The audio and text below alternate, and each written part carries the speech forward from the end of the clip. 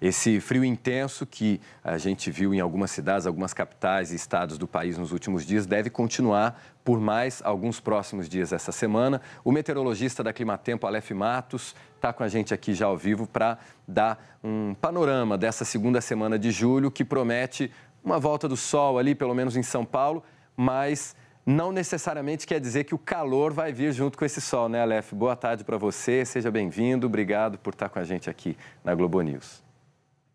Boa tarde, Vitor. É isso mesmo. Apesar desse frio intenso que a gente teve durante a semana ter diminuído, mas isso não é sinônimo de que vai fazer calorão, não, Vitor. Os próximos dias, de uma maneira geral, no centro-sul do Brasil, não só aqui em São Paulo, ainda vai ser marcado por temperaturas, vamos dizer assim, que amenas, né? Noites frias, tardes não muito quentes. Aquela massa de ar polar, ela se afastou do Brasil, só que ainda a gente está tendo ainda a entrada de um vento mais frio e úmido do mar, que está sofrendo desde a região sul até aqui a altura de São Paulo, Rio de Janeiro, sul de Minas, e que vai garantindo aí as temperaturas ainda baixas, essa sensação de friozinho, principalmente nas noites e amanheceres, Vitor.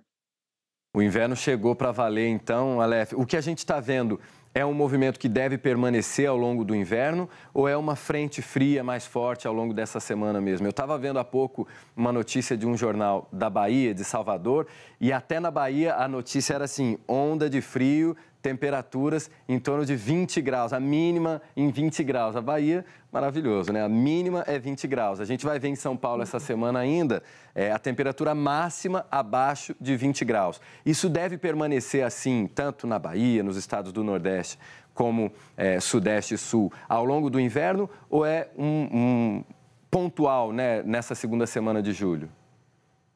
A Bahia está experimentando agora um friozinho, principalmente no sul da Bahia, mas deu uma refrescadinha também na região de Salvador.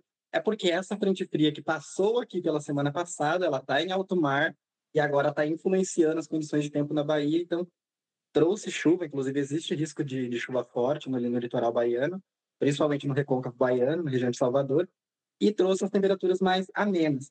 Só que a tendência é que também isso comece aí a subir também nos próximos dias.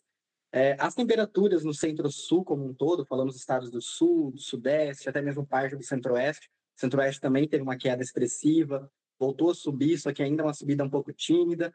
Ainda deve durar pelo menos até o meio dessa semana.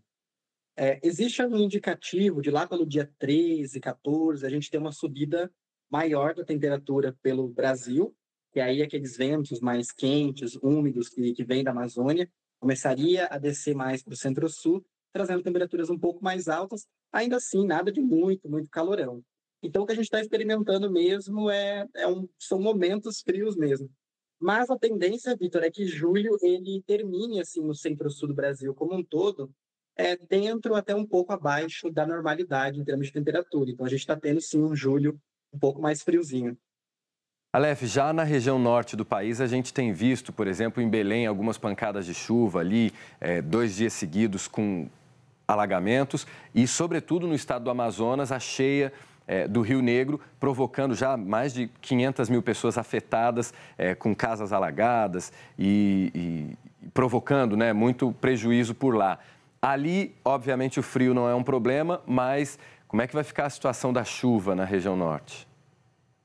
Vai continuar chovendo muito ainda, infelizmente agora, né? Que o ideal já seria que já estivesse começando a diminuir em virtude dessas cheias, né? Do Rio Negro, do Rio Solimões.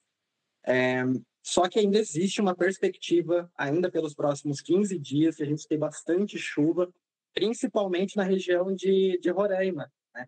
E aí toda aquela chuva que cai em Roraima, no extremo norte do Amazonas, acaba descendo ali para o Rio Negro, ou seja, não alivia muito a situação dessas inundações severas, né, que Manaus, que Manacapuru e outras cidades ali estão enfrentando nesses últimos dias, Vitor.